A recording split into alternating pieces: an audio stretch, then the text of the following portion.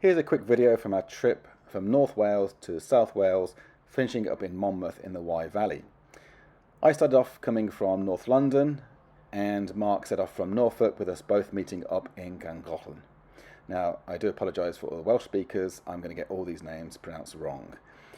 Our Welsh trip began from Llangollen through the Horseshoe Pass and on to then Denbigh, Capel Curig, and stopping off at the Zip World on the A5. Now, unfortunately, had no availability, so we didn't get to go across the quarry on the zip wire, but it's definitely a must-do activity. We then headed up to Carmarthen Castle for a late lunch, and then through Bedgelert, stopping off at Waipengern for our first night.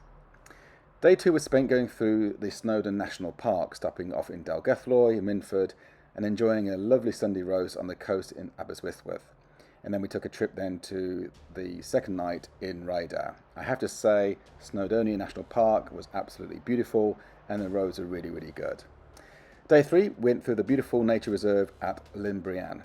Now this is a must stop for everybody. The roads are super small, very quiet, nobody around, but amazing, spectacular views and scenery. It's a must go to.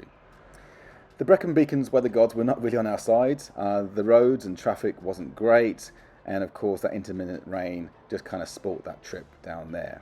But we took a route through the National Park and stayed in Wellington.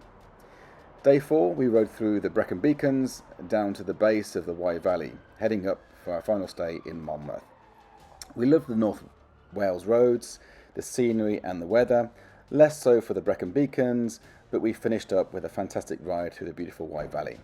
We then headed back to the North London, where I'm based, and Mark followed on the next day back to Norfolk.